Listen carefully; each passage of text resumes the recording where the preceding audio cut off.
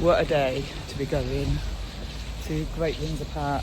Gonna go and get some nature therapy. It's great. This is video.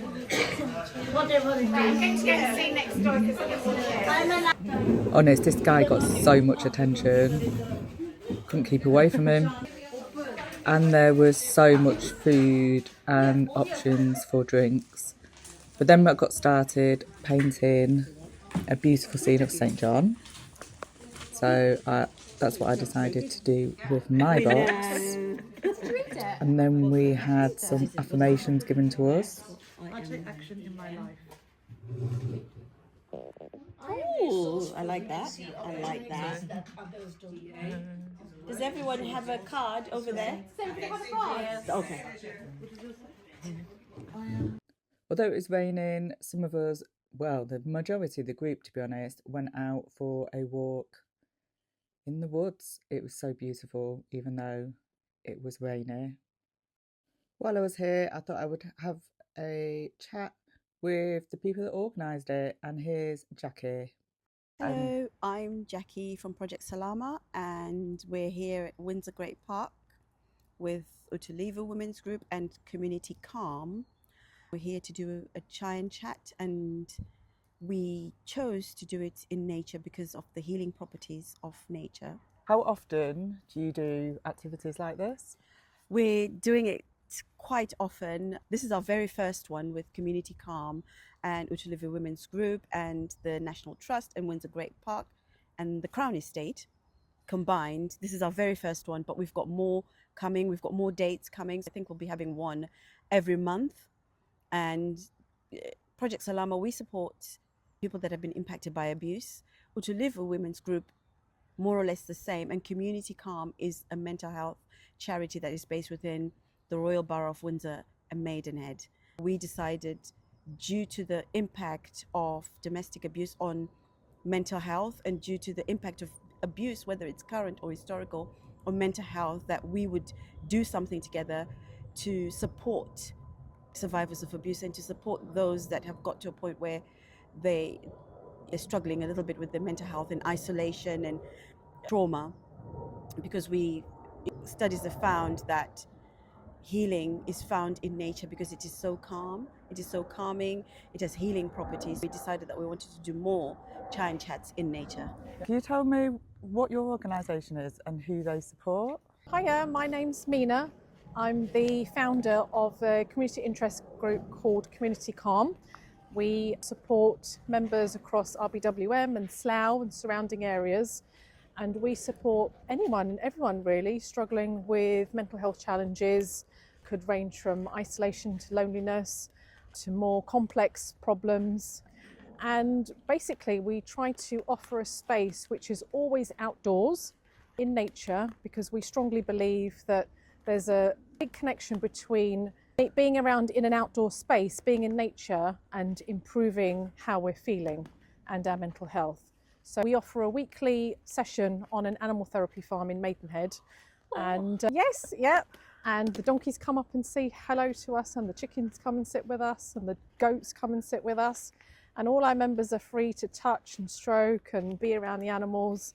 And once a month we come to the Wildlife Trust here in Windsor Great Park, which we're very, very lucky to come to, and just enjoy being in nature, feeling peaceful, feeling calm. And we have grown from literally 2 members, and we now have on our referral list within the last, March, I would say in the last 8 months, we've grown to 50 members on our referrals. Wow.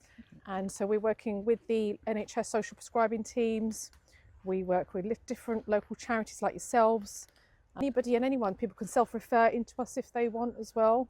And really, we believe strongly that there's a strong link between being outdoors in nature and improving our mental health and feeling better. That's incredible. So if you want to come and speak to us, if you'd like to try one of our sessions, then feel free to get in contact with us. All our details can be found in the link below, and just feel free and come and enjoy. It doesn't matter, I've got my hood on today and it's pouring down with rain, but we all know, all our members have said that every time they come, and even if the weather's been awful, that they've had a great time and that they feel much better. Come and join us. Already there's been so much laughter, and we've been inside painting as well and creating. Yeah, I forgot to say, we do loads of, so all our activities are basically nature-based activities.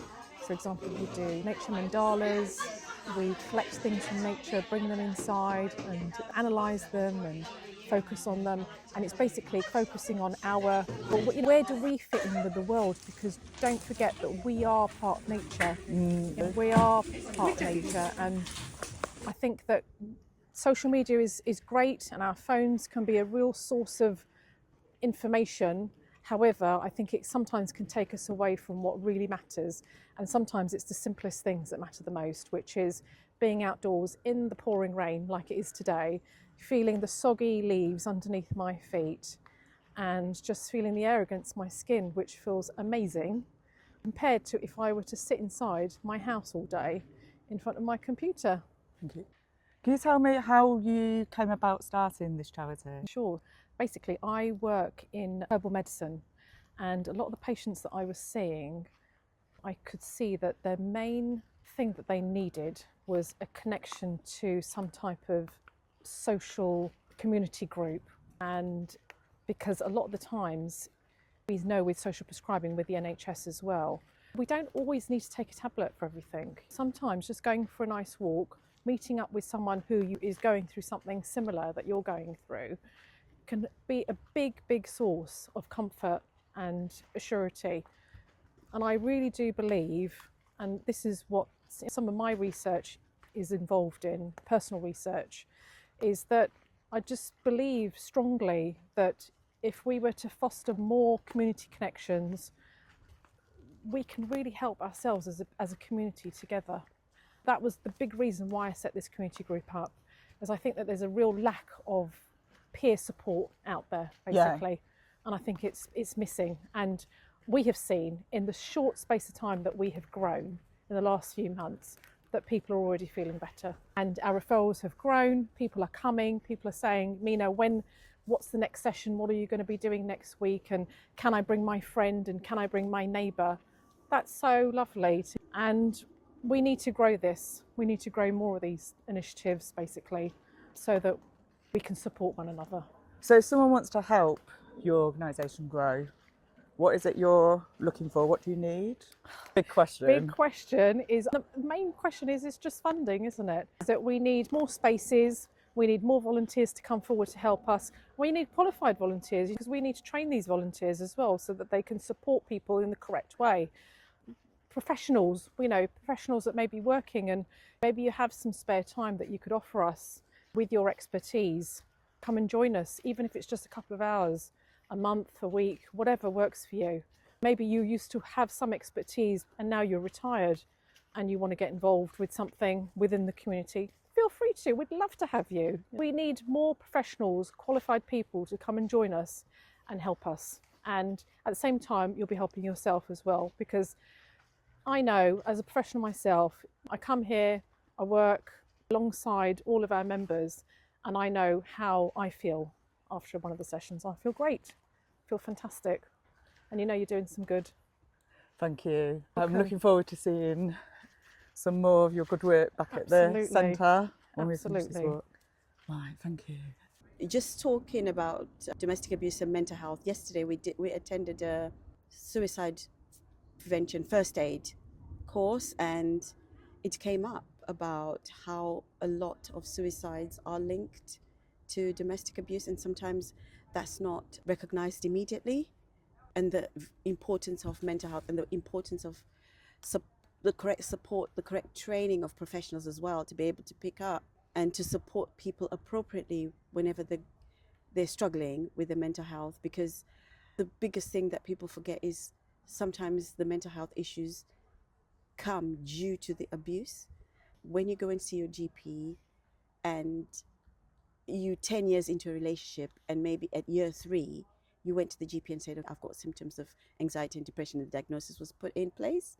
When something then happens, there's the probability of people just writing it off to mental health without actually looking properly into it.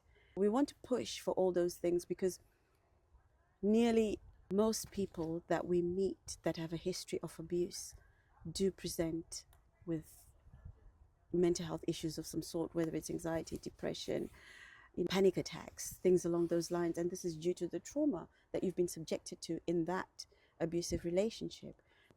I am a big advocate of training everywhere, training healthcare professionals, training teachers, training the judges, training the solicitors, training everybody to recognize domestic abuse and the huge impact that it does have on individuals so that the correct measures can be put in place. And training the police, training everyone really, anyone that comes in contact with anybody, be it adults and children, needs to be appropriately trained. There should be some sort of training of domestic abuse with anybody that's in contact with people so that the support can be put in quickly and appropriately. Sometimes I know as well, it can be really tricky to know when a partner is a partner that's concerned and supporting their partner, and whether or not they're controlling. That can be so difficult to spot, can't it? Yeah.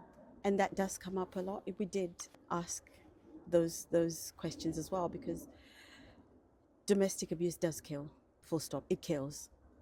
And it can be either directly or indirectly, but the bottom line is it kills, and it's time that everybody actually recognize that. Because like we talked about yesterday, is that frustration, the pain, the just wanting things to stop. And a person can say, you know what, if I'm not here, who then can he mess around with? I'm no longer here. But the sad thing about it is usually with abusers, with perpetrators, you're not here, they go on to the next person to mess around with. It's important to recognize all those factors and put in preventative measures for everybody concerned and others that perpetrators might come in contact with. If someone is working with a person at the moment and they're like, I'm not sure whether their partner's supportive or whether they're controlling, I'm not quite sure. What would you suggest they look out for? My thing is, if you're not sure, then the coercive control is going on. It's pretty clear when it's not, and it's very clear. The confusion comes when there is coercive control. Right. In my experience, if a survivor comes to me and says, I'm not really sure he's doing this, usually within the second sentence, you've already picked up some things that they're talking about that they do, which are coercive control. Can you give any examples of what you might spot? Oh, he's loving. He really wants to know where I am all the time. I'm going to send him my location. Coercive control. If I've told you I'm going to the shops, I'm going to the shops. I'm coming back. And your inability to trust me is your problem. That is something that you need to work through for yourself, rather than to put me under pressure because you have things that you haven't dealt with. When people are not healed, they do tend to bleed on people that didn't cut them, and that usually manifests as abuse. There we go. Hello. We're finally here. Yes. Yes. I'm Eva, manager at Utulivu Women's Group, which is in Reading, and really grateful to be here. And I'm just grateful to be here and talk about how we can help people heal. I think we're talking about how people have to manage relationships. Yes. It's quite difficult, especially when you talk about toxic relationships. And that's one of the things we need to get people to learn. And people are the ones who learn. We forget about it sometimes, don't we? And you find yourself in a situation which is not as pleasant. But all we can keep saying is awareness, talking about it, making it a subject we can talk about and help each other. I agree, because if you don't get the correct support, if you don't get into the correct programs, you will go from one abusive relationship to the next.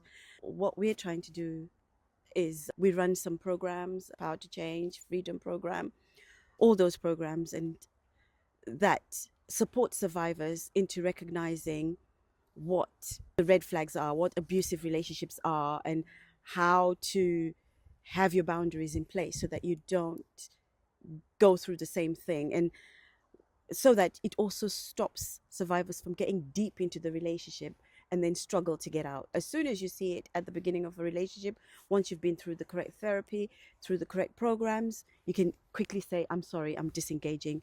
I do not want to be a part of this. But sometimes without that support, without the people just think, oh, and they put up with a lot of behaviors that are not even red flags, but are maroon flags, in my opinion.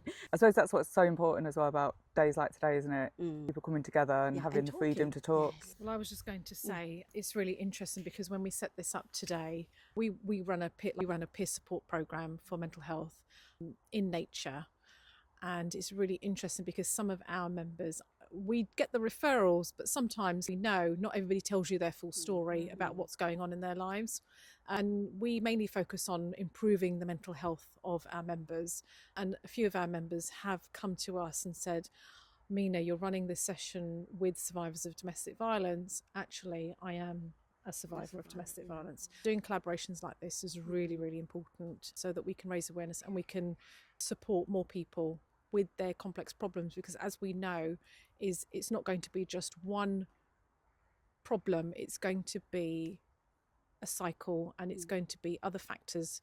Whether it is coming from an abusive relationship, there will be other things surrounding housing, employment, education, children, families. It's complex problems, and we are a small part of that problem, but we are making a really big difference, we hope. And I think Meena also mentioned the all too important thing that we're grassroots, all three organizations. So we do rely also on grants and funding and donations.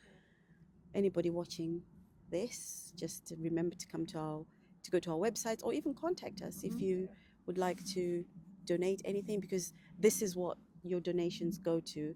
It enables us to be able to bring survivors, those who need it, to spaces like these. We are able to buy arts and crafts, then we're able to buy the sandwiches, we're able to book the rooms, to book the minibus that brings them here. And it's So, just to say that this is a private space. What we've been able to do here, we're extremely lucky because this is not a public access area. This is a private space with the Wildlife Trust on the Crown Estate, and it's completely for us today and for our members. And how lucky are we? And that, having that safe space is really important, isn't it? It's really important to have this safe, confidential space where no one is looking in. There's no one else around. It's just for us. Letting the nature do the healing. This is where funding goes. Yeah. Please support us as much as you can. And I remember somebody saying that just because somebody's struggling, it doesn't mean that they don't deserve nice things too. Yeah, absolutely. Just because somebody's been through abuse, somebody's having mental health issues, somebody's refugee or a migrant woman, or anybody from diverse communities or from any community, and they've gone through some tough times, it doesn't mean that they don't deserve these nice things too. It's just making sure that everybody's supported. Would you like to say more about who you support? And Yeah, so we're based down on the Reading Oxford Road. So we specialize in helping BME communities, Black, Asian, ethnic minority women, and making sure that people can integrate better into communities. So mental health, FGM as well is a really big part of the work that we do, making sure people know their rights as well. Domestic abuse is the core of making sure people know their rights and how they can improve. But making sure people get the healing, support, and promoting healthy family lifestyles is what we try to do. My name is Chloe, and I'm here today in beautiful environmental centre in Windsor with Community Calm, which is a charity that my son and I have been going to quite recently, and they're based in Maidenhead, and it really helps us to get out and about and being very therapeutic amongst nature in the farm and here in beautiful Windsor with all the animals. It also helps to reduce the social isolation that we both experience by being amongst like-minded people. We've really benefited and enjoyed being part of the group, and Meena, who runs it, has been incredibly supportive and encouraging. oh, that's lovely. Thank you. Is there anything? Being a carer for my son who's got his own needs and my own disability, having a hearing loss, really does increase the social isolation.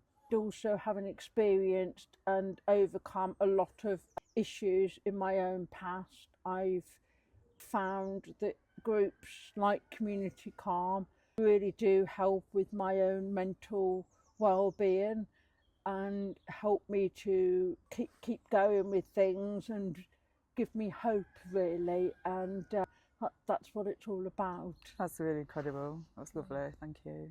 My name's Ravina and I work for Utulivu Women's Group. Today we came to the Windsor Great Park Environmental Centre, and today I've just been being creative with a jewellery box, as you will see from the photo that Sinead will take later on. And it's just nice to be creative and being out in an environment that we've never been to before, and it's just nice to connect with nature, and it also helps with people's mental health, because mental health is really important for people to connect with nature. There's loads of greeneries around us. I feel like it's peaceful, calm and collective.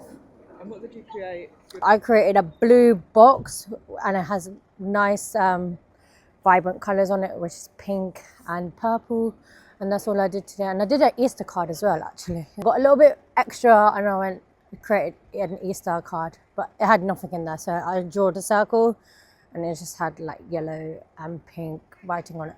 Is there anything else you want to say generally? Hi guys, I'm Suman and I'm from Project Salama.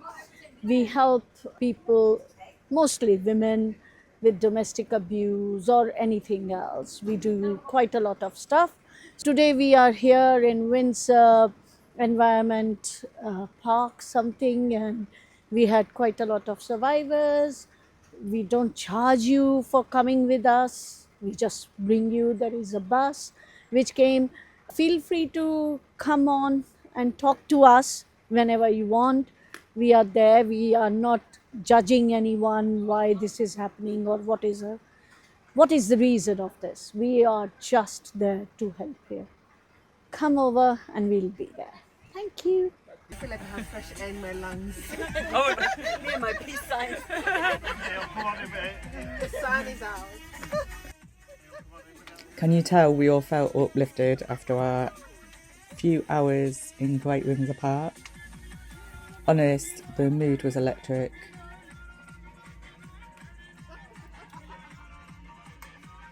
And thank you, Project Salama, for inviting me, and to all the organisations who do so much great work in our community.